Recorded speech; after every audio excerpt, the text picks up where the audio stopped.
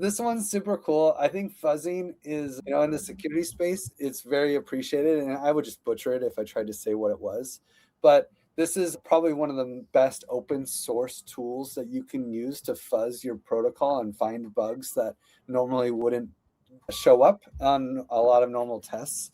And like the people who are contributing to this tool, like Gustavo Greco, Alex the Entrepreneur, like Rappy, all three of those guys are e-security badge holders. This is the coolest thing when you have open source tooling.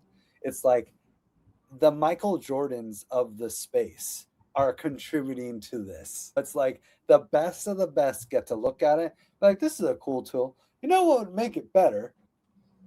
And so then they do, and then it gets better, and then everyone gets safer. So Antonio Vigiano, I'm probably butchering your name, hero, putting this together and making sure that all the contracts are safer. And if you are deploying contracts, definitely check this out.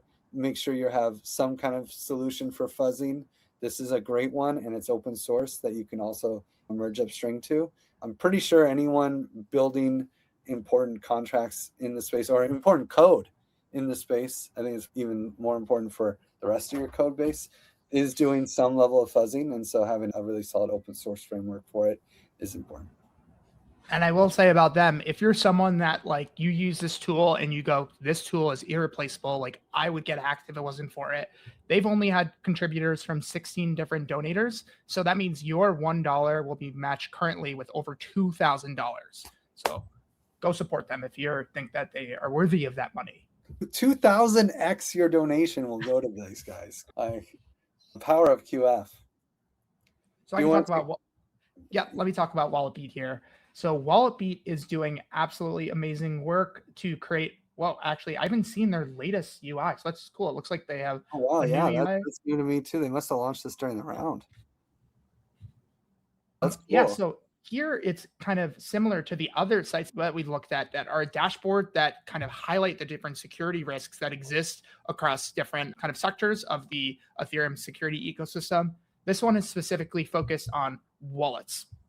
And you can see that they're looking at all these different potential security vectors and letting you know whether they pass or fail the specific kind of security potential vector. So like, let me just look at one. So here, account abstraction. Like, I think this is a very important one. Like, does your wallet actually support 4337 or 7702? Because that actually allows you to import different security features that keep your wallet safe. Up next, but it looks like Ambire doesn't have chain-specific ENS ready, but does have normal ENS ready. Chain-specific ENS, that's like a new type of ENS standard that actually allows you to include the specific chain you want to send your funds to. You can click through browser integration and go through every single one of these and see the different kind of security vectors. Like Griff talked about earlier, Ambire could be looking at this and goes, what is this red here? Oh, I don't have privacy set up. Like, what do I need to do to get privacy? And you could go through the different things and they could actually integrate privacy and they could work through to make an entire green pie.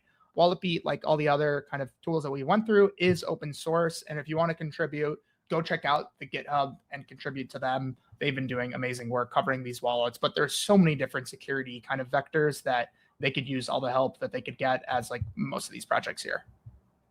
But shout out to Ambire. They were number 4 on the last one. They're number 1 on this. Like, definitely worth checking out. Understated. Of course, MetaMask was number 1 on the other one and number 2. Sometimes on this one, sometimes people complain, and I complain myself about MetaMask UX, but it's the trade-offs, UX versus security, and MetaMask is really the top of the line security according to these two platforms. It's worth looking at what really matters, and pretty sure security matters more than most things. If it's a little slower or things turn around, but at least you're not going to lose your money. You're less likely to lose your funds one day. And also just great to have this competition, you know, like, let's see who can be the most secure. Let's compete over that. I want to see who's going to be the first stage 1 on WalletBeat. You have my word. Whoever's the first stage 1, I'll check out your wallet because I want to see more secure wallets. And Absolutely. So does everybody else. That's the only way we get safer than banks.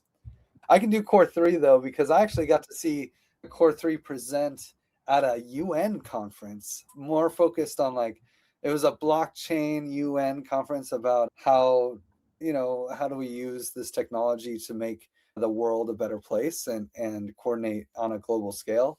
And one of the ways is to measure risk. This is again another ratings agency. If you so this is the yeah, that's if you scroll down a little bit, you can see the more normal ratings agency. They're doing like Moody's AAA rating. Bitcoin is the most secure, safest blockchain to use. But look what comes before Ethereum is actually the Sky ecosystem.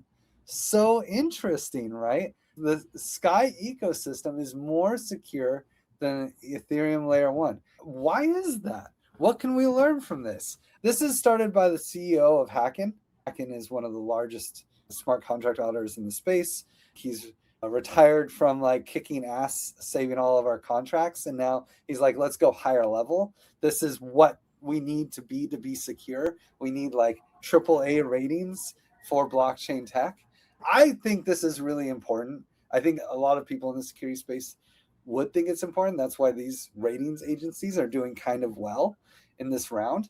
But it's like this is just healthy competition. And what's cool about this one is it's not just wallets and it's not just DeFi. It's kind of like a mix. They're covering, I think, 1,400 protocols, something like that. So they're doing huge analysis and they're looking for structural risk signals and challenges. So, it's not just like, oh, get an audit and call yourself good. Like we have to have some real, like we have to have competition. It's like there's the bare minimum things, get an audit, have a good, clean website and like all these things. But to really be safe, we need companies competing to be the safest. I love this project. This is cool. I had never heard of this, and I'm excited to check out this dashboard to learn more. Like how they evaluate Sky against Ethereum, like even that, it just intrigues me. So I'm excited to check this out and learn more. Right. Okay. Crossbar. Interesting. Yeah, I don't know Crossbar either. Me neither, but let's check them out live. Oh, and actually, it looks like, it's so cool. Viper ended up getting a big donation, and so we almost would have skipped them if I didn't have to reload the page. Wow, great catch out. So yeah, okay, wow.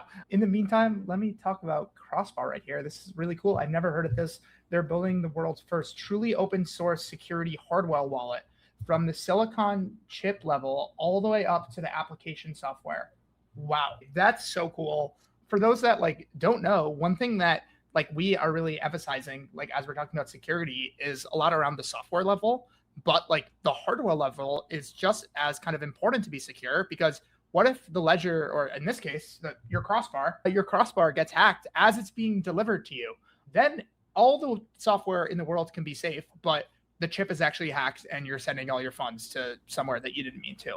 So like keeping the physical hardware secure is so important. If you want to nerd out on that, like Flashbots is doing really cool work on that. I watched a video where there was actually the world's most powerful microscope in Switzerland, and they're actually zooming in on chips to making sure that they haven't been hacked at all. It's pretty mind blowing. I'm sure Crossbar is doing something like that in order to keep the chip safe. Yeah, I want to challenge their claim that they're the first, because I do want to give a shout out to Firefly from the Ethers.js guy, Rick Moo, who's been pushing open source hardware wallets for a while. But I do want to give these guys their flowers, because it's not easy to do open source hardware. You are really limited.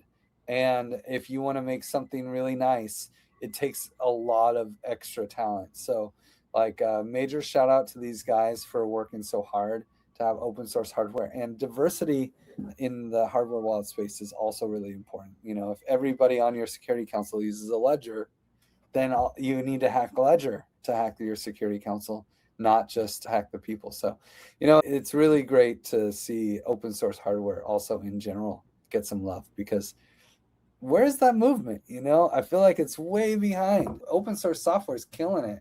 Open source hardware is such a harder thing to achieve. So yeah, anyone who's working in that space is a goddamn idealistic hero. Amen. Looks like they're doing this really cool seedless key management too, using MPC. So I would check out more about this to learn more. But one thing that I actually saw with the Bitcoin conference was the BitKey wallet that Jack Dorsey built. And it's a very secure, I think it's open source too, also seedless wallet. And I'm like, man, I wish something like that existed in the Ethereum ecosystem. We should be the leaders there. I need to learn more about Crossbar. And if you're also building anything like that, ping me. I'd love to check it out and learn more about it. Innovators, man. I love the innovators in this round. Well,